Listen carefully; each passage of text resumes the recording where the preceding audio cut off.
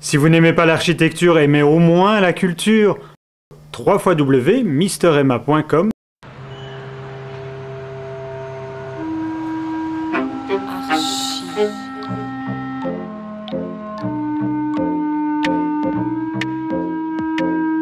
Bonjour et bienvenue dans Archi Urbain, l'émission qui vous parle d'architecture et d'urbanisme. La semaine dernière, j'étais en compagnie de Santiago CALATRAVA dans un TGV qui nous emmenait de Bruxelles à Liège. Cette semaine, je suis à New York en compagnie de Frank LORINO. Hello Frank, how are you? Fine, Christophe, how are you? Fine, fine. I'm so happy to be here. Good to have you. Yeah. Santiago told me that you speak French. Is it true? No. I did work in Paris for a year and a half, but I speak, as they say, pas du tout. Pas du tout. And another word? None polite. Okay. So, you work here at the Park Avenue, at the office of Santiago CALATRAVA, about the new station of the Ground Zero. Could you explain the project in few words, and after we see the big scale model? Sure. The project is essentially it's the reconstruction of the PATH train terminal that was destroyed on September 11th. Yeah. It consists primarily of two large volumes interconnected underneath an existing subway station that was also partially destroyed on that date. The volumes are called the Transit Hall and the PATH Hall.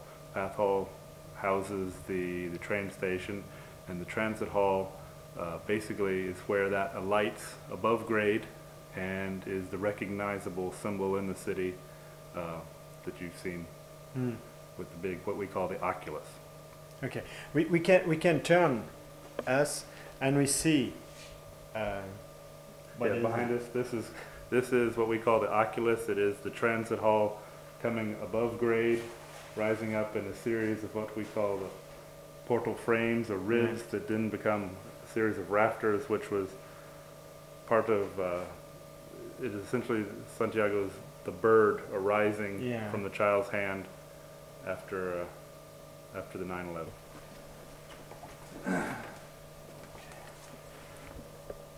So could you explain what we see there? Yeah, this is what we call the PATH Hall, and this is the platform level where the tracks arrive from New Jersey. They arrive from under the Hudson River to the south.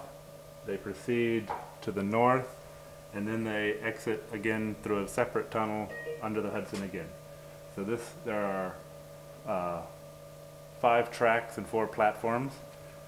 The passengers alight onto a series of stairs and escalators, bringing them to what we call the Mezzanine, which is a large space created by undulating ribs that subtly change and form a quite sensuous roof.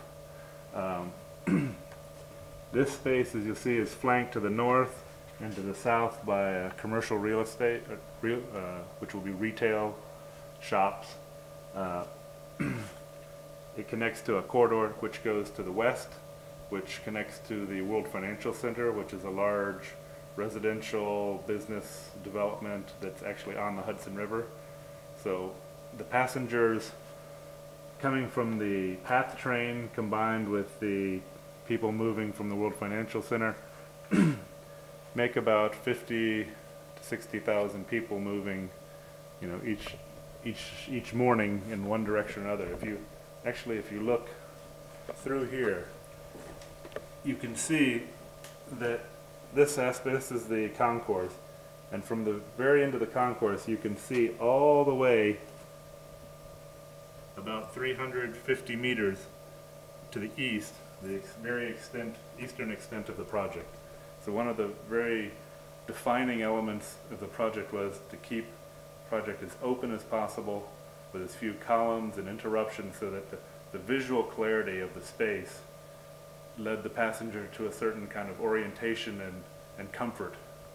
and that the being able to see where you're going reduces the need for signage, reduces the need for direction, keeps security and people feeling secure is the kind of a primary objective.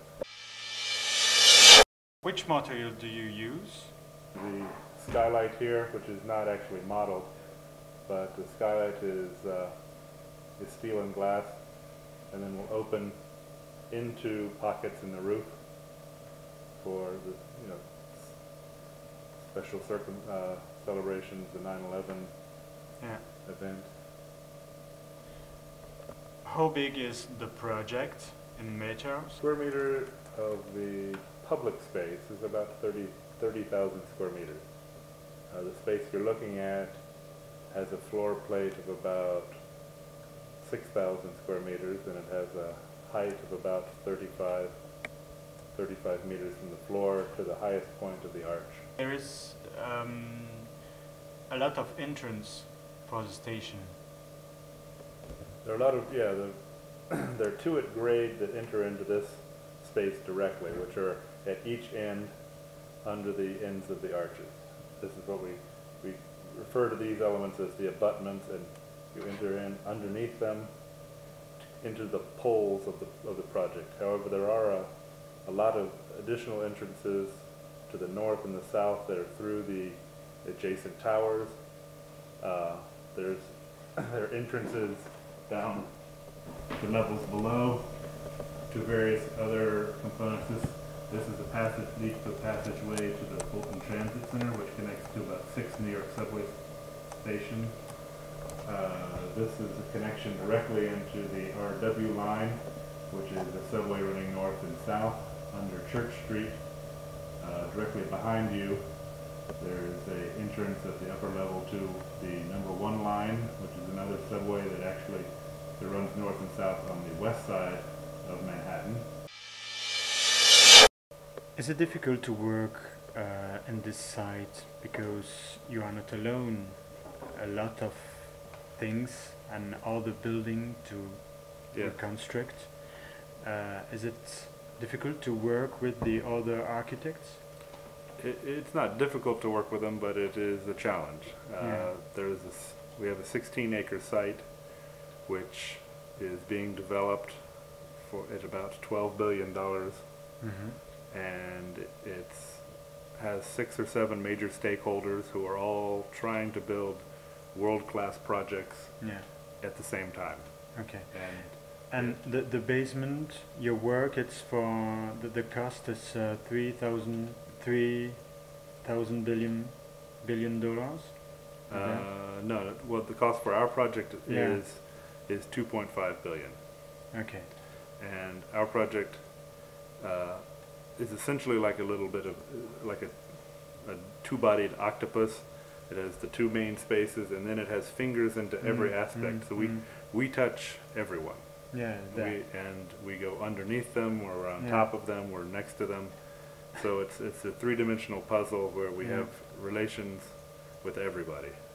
It's a small between the big tower, but it's very large under the ground. Under the ground, and we have spaces in almost all of the towers, because since we're underground for the most part, and the only part of our project that actually is above ground is what is the oculus. And it doesn't have any functional kind of space to it. There's a lot of mechanical, a lot of infrastructure that happens in the towers. So it calls for a high degree of coordination with those architects and engineers. Who are the other architects? The architects for the Freedom Tower is Skidmore, Owens and Merrill. The architect for the towers 2, 3, and 4 are Norman Foster, Richard Rogers, and Fumihiko Maki. The towers 2, 3, and 4 are being developed with Larry Silverstein, Silverstein Properties. Then we have... It's a meeting between the biggest international architects. Yes, it is quite a exhibition of... It's a challenge between all of you. Yes, yes, and we have, in addition, we have architects Frank Gehry, who's doing Yeah. the Performing Arts Center, Mhm. Snowhetta, who's doing the entry pavilion for the memorial. Mhm.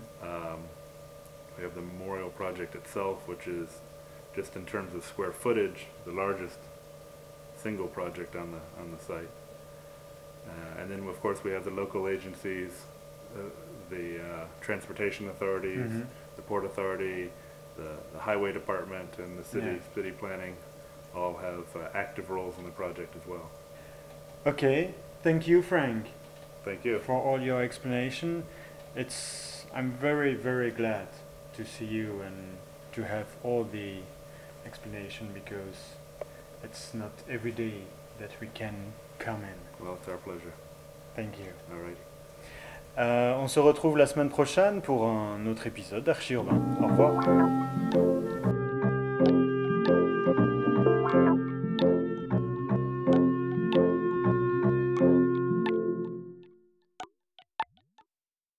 Vous en voulez encore? Surfez sur le guide de l'habitat sur internet www.archiurbain.be.